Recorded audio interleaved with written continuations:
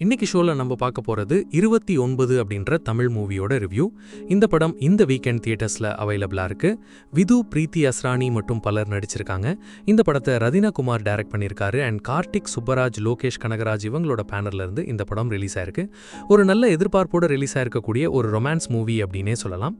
29 வயசு இருக்கக்கூடிய ஒரு நபர் அவனோட வாழ்க்கையில வரக்கூடிய லவ்னால என்னென்ன மாதிரியான இம்பாக்ட் ஏற்படுது அப்படின்ற தீம்ல தான் அந்த கதை போகுது.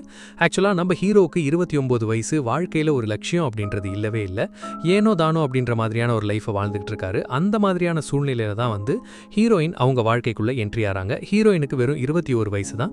அவங்க ரெண்டு பேருக்குள்ள ஒரு விதமான லவ் அப்படின்றது ஏற்படுது. ஹீரோயினை பொறுத்த வரைக்கும் பயங்கர ஆம்பிஷியஸான ஒரு பொண்ணா இருக்கா. IAS ஆகணும் அப்படின்றதுக்காக தீவிரமா ப்ரிப்பேர் பண்ணிக்கிட்டு இருக்கா.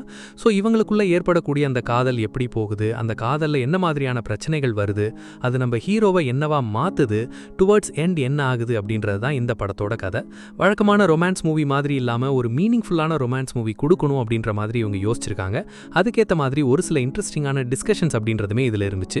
உதாரணத்துக்கு ஹீரோயினுக்கும் ஹீரோக்கும் இருக்கக்கூடிய அந்த ஏஜ் டிஃப்ரென்ஸ்னால அவங்களோட பிஹேவியர் எப்படி இருக்குது அப்படின்ற மாதிரியான ஒரு விஷயத்தை கொண்டு போயிருப்பாங்க.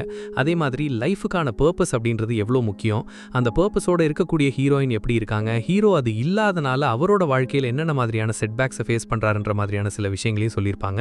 ஒரு யதார்த்தமான ஒரு வாழ்க்கையை காட்டணும் அப்படின்ற மாதிரியும் ரொம்ப தீவிரமாக ட்ரை பண்ணியிருக்காங்க. பட் பெரிய பிரச்சனையே இந்த கதையை கொண்டு போன விதம் அப்படின்னே சொல்லலாம். ரொம்ப ஒரு ஸ்லோ பேஸில், ஒரு மாதிரி எரும மாட்டு மேலே மழை பெஞ்ச மாதிரியான ஒரு பேஸில் தான் நகருது. ஃபர்ஸ்ட் ஹாஃப் தான் அப்படி போகுதுன்னு பார்த்தீங்கன்னா, செகண்ட் ஹாஃப் இன்னுமே பயங்கரமாக இழுத்துட்டாங்க. இதில் பார்த்தீங்கன்னா தேவையில்லாத ஒரு வில்லன் கேரக்டர் நம்ம மகேந்திரனை உள்ள கொண்டு வந்து அதுக்கப்புறம் தேவையில்லாத சில காட்சிகளை உள்ள வச்சு பயங்கரமாக இழுன்னு இழுத்துருந்தாங்க.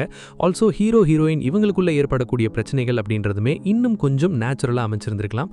மொத்தத்தில் இந்த படம் ஒரு சுமாரான படம் தான்.